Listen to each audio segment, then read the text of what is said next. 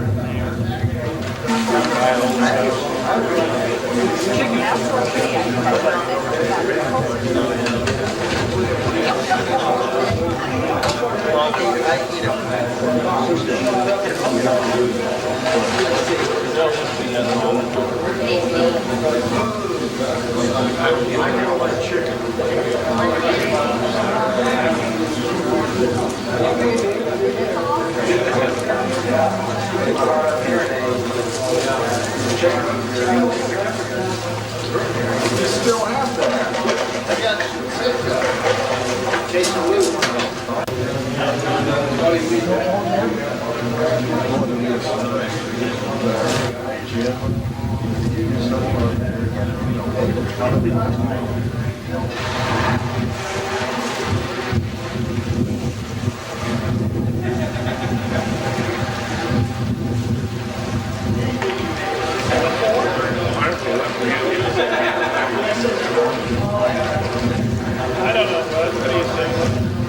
Well, I really think we can borrow from Harold's safety advice.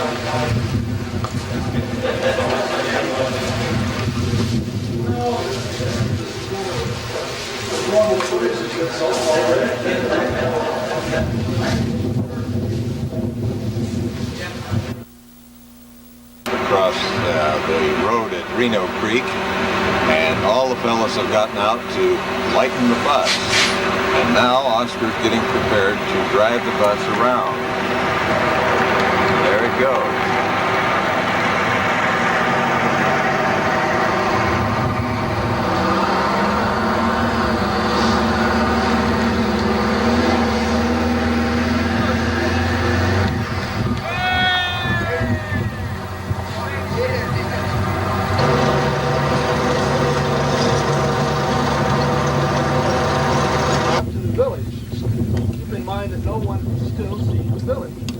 That Reno ends up defending a half an hour, 45 minutes or so later. The station takes the pressure off of Reno.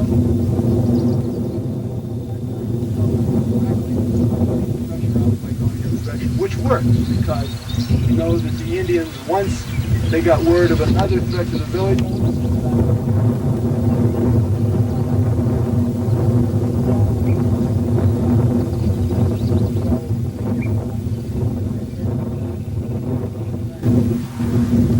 doesn't see the village until he gets about where the bridge is on the interstate highway, looks off, and in the distance, all along the river, which is over against the bluffs, you can see some teepees way across the way there. Those teepees stretched all along the river for 2 or 3 miles. We estimate maybe 1,500, 2,000 teepees. Reno gets to about that point and finds out that the Indians are coming back toward him rather than running away as was expected. Reno retreats back, just below us here, below this little red shed, there over the river, which is just the other side of the interstate. They go from the river there. He makes his first skirmish line. And 1 out of 4 of the guys take the horses. Some of the Indians come up here, pick up the ponies. This is where the pony herd was, up on this hill for a couple miles. So we have 15 to 20,000 ponies, we estimate, up here on these hills. They pick up some ponies, ride around, get on the other side, and now have Reno surrounded. At that time, Reno's still in command of the situation and retreats down toward the river. Swings out, goes down to the river. Everything's very nice up to this point. All of his men now are down among the trees in the river. Somebody asks a question about the tree or whatever they're doing. Bloody knife to mount up, orders them to dismount, orders them to mount up. Some of the men don't get the word and stay in the trees all night, as it turns out. That's the Rudio and his bunch. So, in a course of about 15 minutes, Reno is gone from here in toward the village, retreats back to the skirmish line down in the river and starts a retreat. Doesn't take much longer than a time. Custer is ridden around on the back side of the ridge, somewhere on the edge, and sees the big Indian village for the very first time. That's when Custer sent Marquis back to the village. Now, from that point on, we don't know exactly what happened. Talk about archaeology, we're up from the battlefield. Yes. Oglala and Cheyenne are in the village protecting the women, getting them out of the way. Custer appeared, and then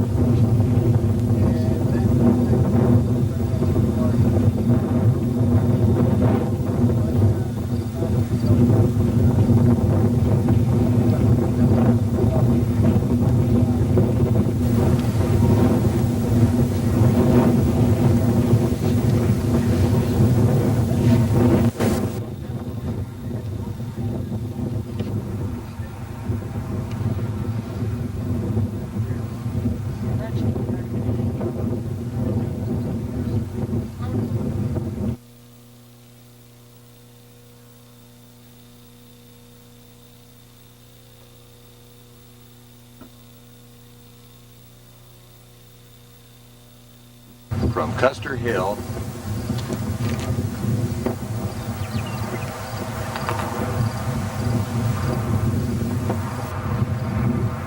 okay.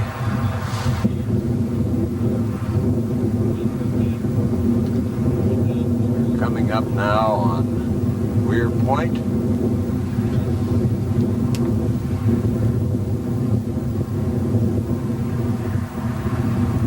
Point is right there.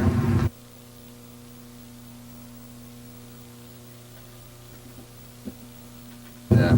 Now we're going on down to the Reno Bentine site.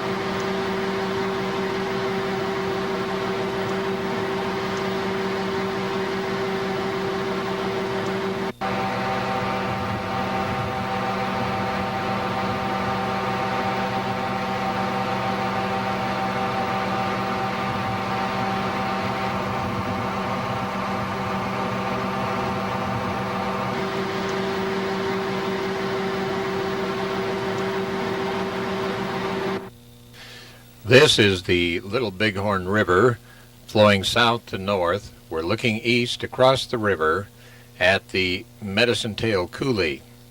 This would have been the natural ford for the Indians, and Custer may have looked at this ford and may have even tried to cross at this point. Kept going almost to the right. They crossed the river about here and started their march north.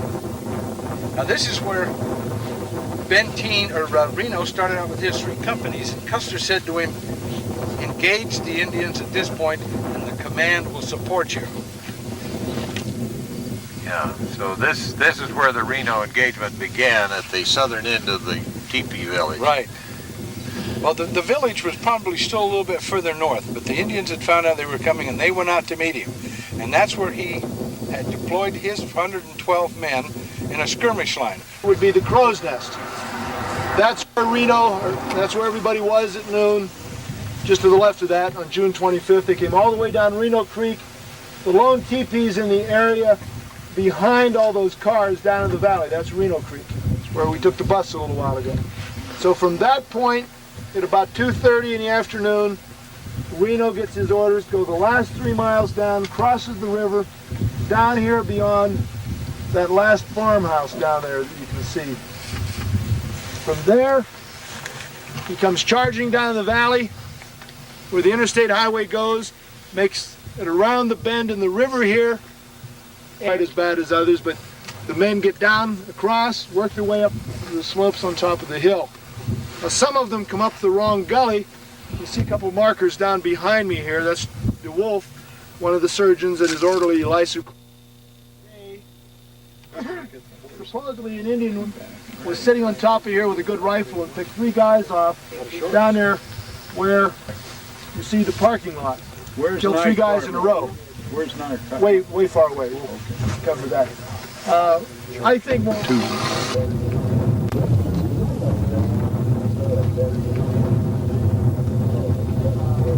Trail follows pretty much around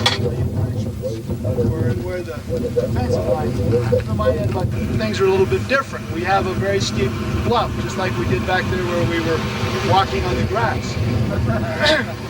And in this case, we still have some Indians who are trying to count coup.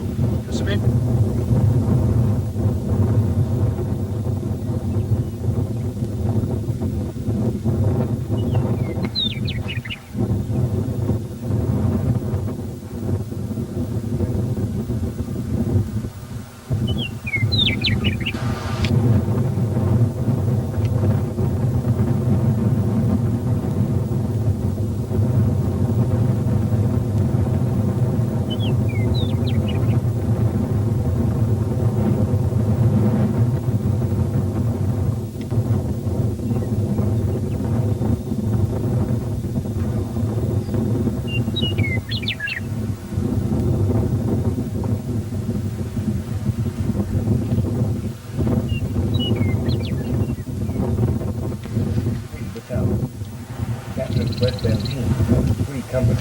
Joseph, wife, Ford, and the Bentley.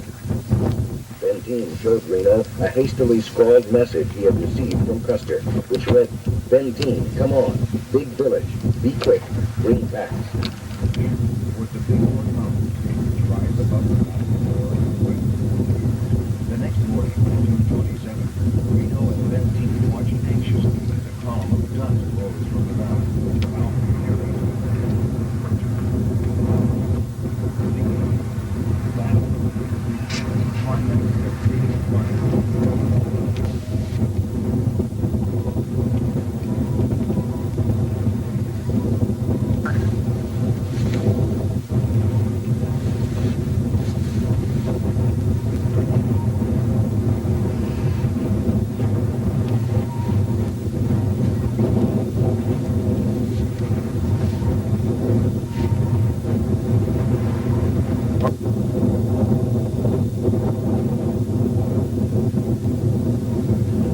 Dr. DeWolf and orderly markers.